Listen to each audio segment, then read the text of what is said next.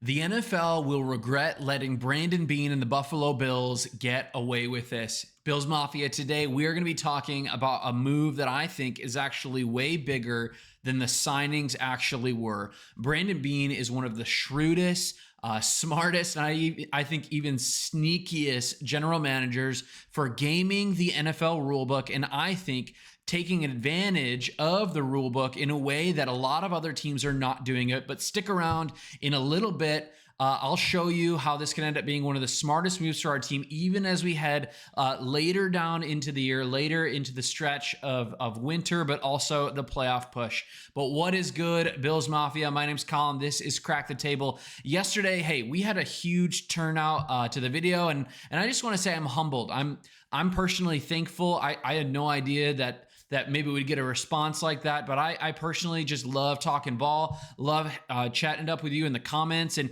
anytime you hit the like, anytime you subscribe, anytime you comment below, it just shows me that you're a diehard Bills fan, and one, that you just want to be part of a small community that loves talking ball. And so again, if you're a diehard Bills fan, come join us. Hit that like, hit that subscribe. But hey, I want to get right into this video today. And so I want to show you, I got this article here, and this is posted by, I think, a Washington Commanders writer. But the whole idea is this idea of the NFL rule changes around specifically around the use of practice squad and what they mean and what some of the changes has been. But here's the key. Brandon Beane has leveraged the new practice squad rules for his advantage and really for the Buffalo Bills' advantage here in this season, and really the last couple days, with two key signings of Jordan Poyer and Jordan Phillips, who are older guys who are formerly of the Buffalo Bills, but are back on the practice squad instead of just being on the street, or instead of not being aware of the NFL playbook or the playbook for the Buffalo Bills. And again, other teams I think are overlooking this particular use. But let's get into maybe some of the nuts and bolts of this. In 2019, you could only store like 10 people on your team, and then same with the idea of veterans, you can only have 4 on your team. And right now we're adding veterans who know our team, who know our system, who are not subject to waivers, who are not subject to some of the normal stipulations or rules. But ultimately, Brandon Beane just saw an opportunity. He took it, and with former great players, he's adding them as depth. And instead of spending cap space on the depth, the Bills are actually in some sense locking up playoff tested insurance policies at bargain costs. And again, as we look at really the roster right now, and we look at some of our biggest concerns on our roster, it's in our secondary. We know this with Maxwell Hairston. We know this with Trey White. I've mentioned already recently, I do think Trey White's going to be ready for week 1, or else I think we'd see another corresponding move. But again, with Dane Jackson or Derek Forrest not being on our team going into week 1, it gives us questions as to who's going to be ready. We're just 1 or 2 players away from being really, really thin in both our safety room and our cornerback room. And even this tweet right here last week, we saw that Christian Benford left practice on Friday. And frankly, that it was said that he just needed some rest. But then again, on Wednesday, he missed practice and he's off working with the trainers. This is not good news. Like, this is really concerning. And I think all of us, just as Bills fans, are looking at this and saying, okay, we cannot get burned by Lamar Jackson and Zay Flowers and Rashad Bateman. We need some consistency in our cornerback room if we're going to be good. Again, Maxwell Hairston's probably going to be ready, hopefully by week 5 or 6, really right after the bye. He should be good to go per Brandon Beane in the interview yesterday. And again, that gives us a guy like Jordan Poyer, which again, I've got a quick video here of Jordan Poyer seeing Keon Coleman for the first time earlier when he's arriving to the building. No, I actually wanted to show you this. This is actually just, I think, a really cool indication of the type of humility that Jordan Poyer is bringing in to our locker room and to our team as a result of being signed. He's playing practice squad snaps. Guys, this is a former All-Pro, former Pro Bowler. Like, he was a good player on our team for a handful of years. Of course, he went to the Dolphins for a year. Now he's back.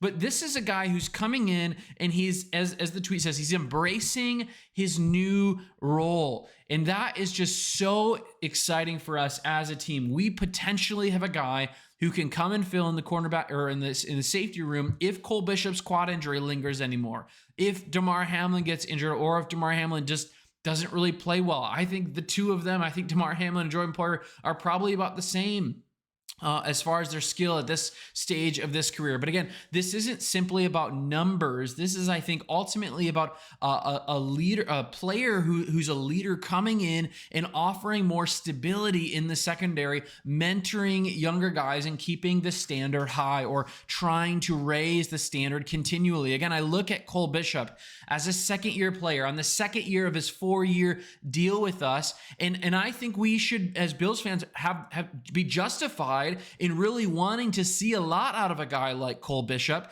but I don't think we're going to get it out of him unless he's healthy, unless he has intentional mentoring week in and week out. And Jordan Poyer is the perfect guy to do it because he knows our scheme, because he has our DNA, he has our culture, and again, he's just available and he's around. He himself is not having to game plan as much as some of these other guys are, but he's a young, exceptional player, has had an exceptional career, and that I think can really just fuel higher levels and increases of growth for a guy like Cole Bishop. But not only that, especially in the defensive line room with Jordan Phillips, I think the same thing is true with Larry Ogunjobi and Michael Hoyt about to be kicked out of the building for at least 3 weeks as their suspensions loom.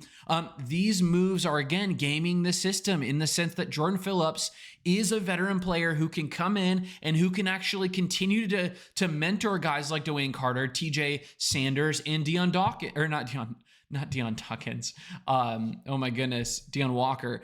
But Jordan Phillips gives an encultured vet who can show these guys the ropes week in and week out, along with our coaching staff. Again, keeping a guy like Jordan Poyer and a guy like Jordan Phillips in the building and around the building matters, because that's what creates consistency and culture, and we win with just as much identity as we do with family in this scheme. And so that is of utmost importance. But the real kicker, I think, here is the question that's been looming that I think a lot of people have been talking about when it comes to a move like this. When January comes around, are either of these guys really ever going to make the roster? Are they ever actually going to play meaningful snaps? If injuries happen, hopefully, we don't see them. Hopefully we don't see injuries happen, and hopefully these guys won't actually have to play. However, they are amazing insurance policies that can be stopgaps if we need them to be.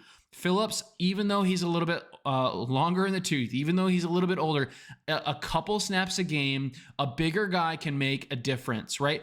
Yes, we have concerns with his motor and his durability, but a couple reps here and there to spell out some of these other guys, to get some rest, to get some breathers, could be totally reasonable. And the same thing is with Poyer. You don't want him starting a full game, but at the same time, we could see him get out there and we could see him play a couple meaningful snaps here and there. And those kind of things aren't just depth moves that make headlines in August. They're the kind of moves that make headlines in January and February when they show up in amazing plays with big plays down the stretch. But the bottom line is Brandon Beane just turned the rule book into a weapon. The NFL, I think, might regret doing it, or even might learn from him and what he's doing and how he's managing his roster.